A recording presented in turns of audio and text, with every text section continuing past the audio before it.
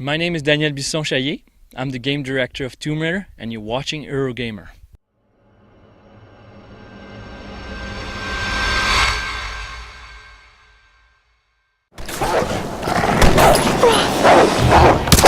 Hey all, Ian from Eurogamer here, and I've just got back from a hands-on session with Tomb Raider's recently announced multiplayer mode, where I got to play a few rounds of the game and chat to Daniel Bisson, the multiplayer gameplay director.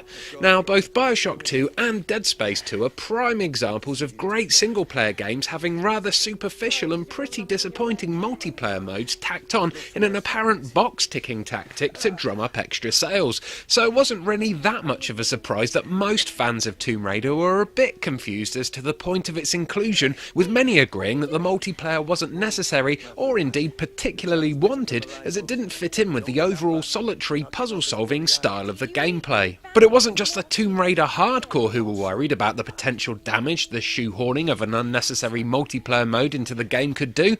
I managed to capture Lara Croft's reaction when Daniel first told her about the inclusion of multiplayer. Oh no, no, no, no, no, no, no! Oh, don't do this to me, you northern bastard. Actually, Lara, I think he's French-Canadian or something. Yeah. Anyway, to put Lara's mind at rest, I asked Daniel to explain exactly what makes Tomb Raider's multiplayer so special.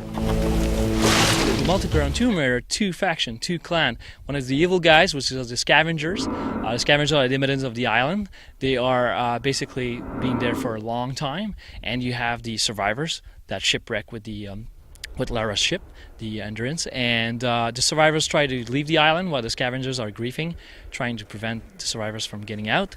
So basically you have two clans, they have two different ways of playing them.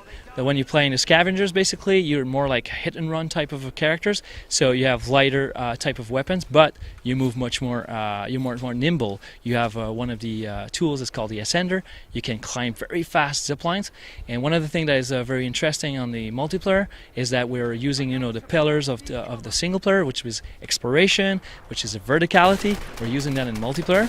The exploration is super important, meaning that the more you explore, the more you get salvaged, the more you can find unique things, traps, game changers, meaning that you can activate some element moment in the game and create sandstorms, and all these elements are not just like happening with an event. It's actually triggered by the player. So when you activate the sandstorm, all your team will still be able to see the enemies name tag and see them silhouette in red from far away, while the enemies will be blinded by the sandstorm. They won't see you from far away. They have to get super close to you to be able to see you.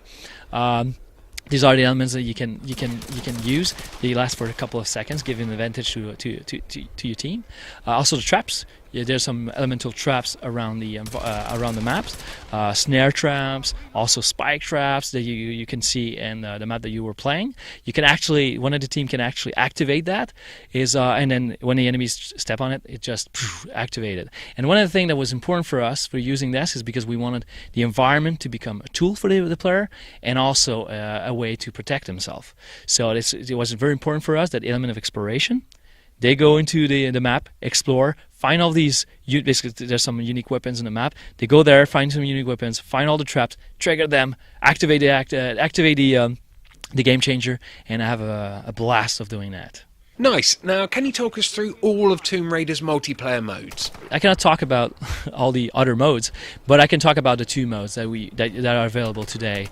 One of them is the rescue mode, and the other one is Team Deathmatch. Team Deathmatch is the run-of-the-mill normal mode, because for us it was like an entry mode. People will learn how the mechanics works and system works by doing that. So that was like, we know it's the most popular mode also, so we wanted to have that mode so people can actually jump in and very easily understand what they need to do.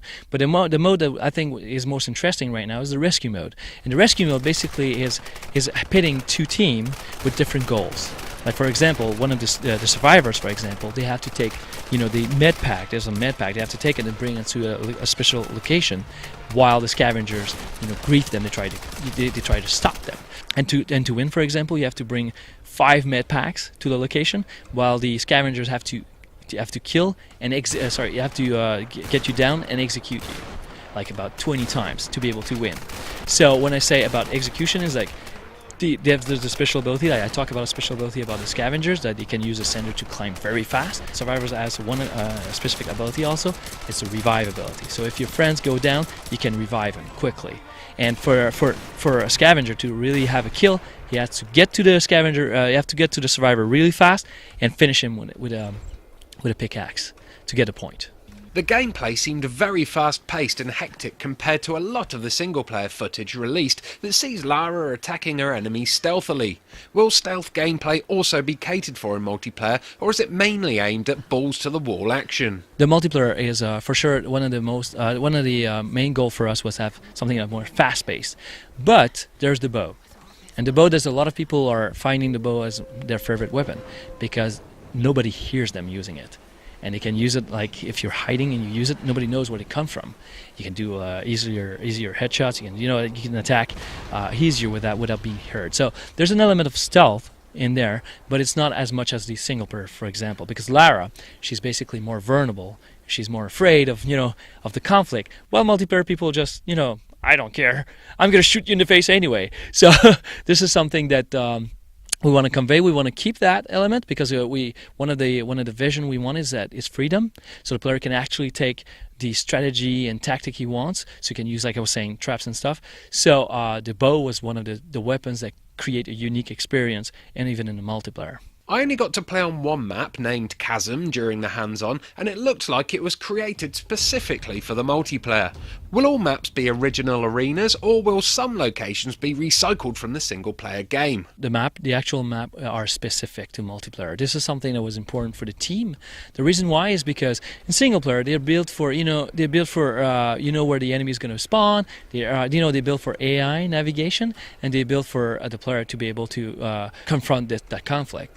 While in multiplayer, there's some choke point, there's flow, there's a lot of things like that, and there's a two-team, asymmetrical team. There's one team, as I was saying, it goes fast up and go fast down, while the other team will stay down. So it was very important to create very specific and unique map. They're reusing the single-player assets, so it's the same artistic direction, it's the same theme, it's basically the same universe.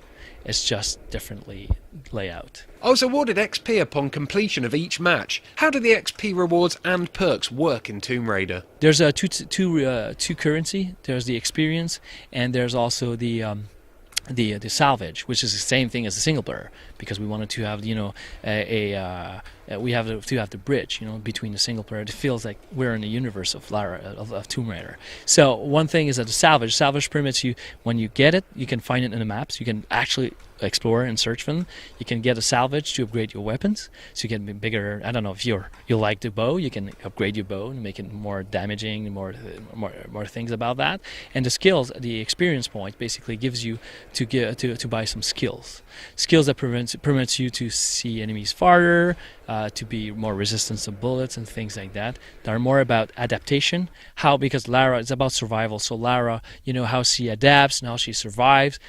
That echoes also in the multiplayer, meaning that a survivor or a scavenger basically becomes hardened the more you play. So it's just basically a representation of what we wanted to do with survival. Looking through the multiplayer characters, I noticed not only that we can play as characters from the single-player game, but also that dedicated players can unlock Lara herself as a character when they reach the highest ranks. What was the reasoning behind including Lara in the multiplayer? We had a long debate about should we use her in the multiplayer or not. There was a lot of heated debate about that, and we decided to put it in the game. But what we didn't want to do is take out the unique and special aura about Lara. It was very important for us, so we made her like the hardest character to get. You have to unlock her, so you have to be like the maximum level, like 60 level, and you have to pay a lot of XP to be able to buy it.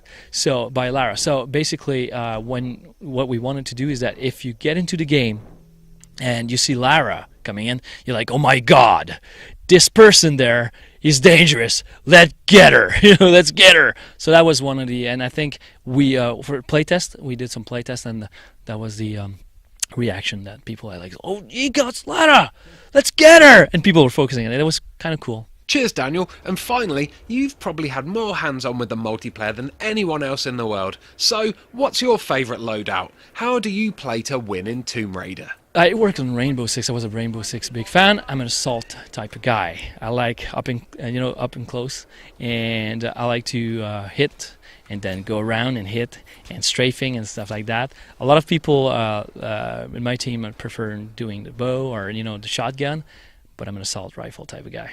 I'm a big fan of multiplayer gaming, so I'm going to be pretty honest here. While the gameplay did seem solid, like a fast-paced version of Uncharted, with the rescue mode being a novel twist on the standard third-person perspective multiplayer, I did walk away from the game with a distinctly ho-hum feeling about it. Sure, the multiplayer won't break any records. In fact, I'm going to confidently predict empty lobbies not long after launch, but in no way does it ruin the single-player aspect of the game. It doesn't ruin the story, and if it gives you a few extra hours of entertainment for your cash, I think the inclusion of the multiplayer mode isn't that big of a problem. If you want to read a more detailed preview of Tomb Raider's multiplayer mode, click on the annotation at the top of the screen to be taken to Martin Robinson's Eurogamer article. But before you do that, make sure you click on the bottom annotation to subscribe to Eurogamer on YouTube, because we've got loads more Tomb Raider coverage on the way, including a live stream of the single player campaign closer to the launch, and loads more features on all of 2013's biggest and bestest games. See you next time.